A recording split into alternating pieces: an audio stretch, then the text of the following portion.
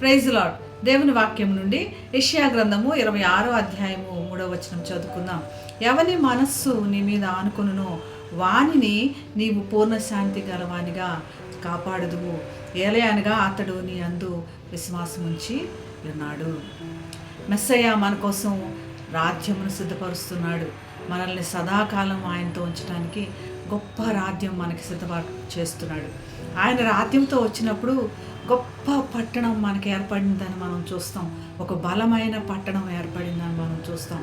ఆ రోజున గొప్ప సంగీతము, గొప్ప పాటలు పాడతామంట ఉత్సాహంతో. గొప్ప పట్టణం మనకు ఉందన్న ధైర్యం మనకు తెలియపరచబడుతుంది. మరియు మనకు ద్వారములు తీస్తారు ఆ పట్టణంలో ప్రవేశించడానికి. ఆ పట్టణంలో సంతోషంతో ప్రవేశిస్తామని. ఎంత విశ్వాసకరమైన విషయమో కదా.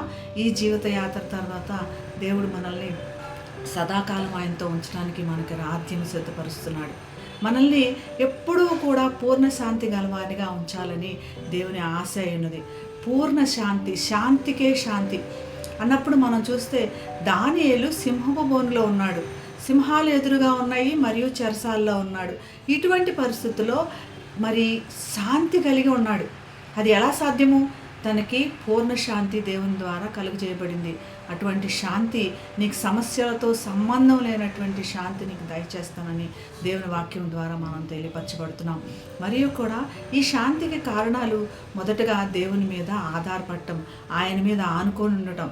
నాకు ఒక ధైర్యం ఉన్నది అన్నది దేవుడు చెప్తున్నప్పుడు ఆ ధైర్యాన్ని మనం ఆనుకోనండి, ఆ యొక్క ధైర్యం ఆయన దగ్గర నుంచి తీసుకోనండి అని.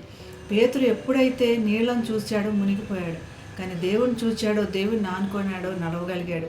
అదేవిధంగా చూస్తే ఆయన మీద ఆనుకొని ఆయన యందు విశ్వాసం ఉంచాలంటే విశ్వాసంలో నుంచి శాంతి ప్రవేశిస్తుంది లేదా ప్రవహిస్తుంది అన్నట్లు.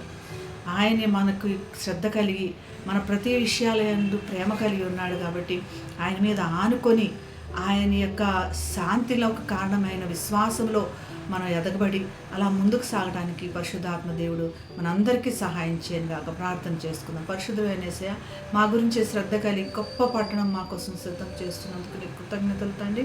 మమ్మల్ని పూర్ణ శాంతితో ప్రభా నీ మీద ఆనుకొని నీ అందు విశ్వాసంలో మేము ఎదగడానికి, శాంతిలోకి ప్రవేశించడానికి మమ్మల్ని అందరినీ పూర్ణ శాంతి కలవాలని మమ్మల్ని నింపుమని యేసు నామమున ప్రార్థిస్తున్నాం తండ్రి.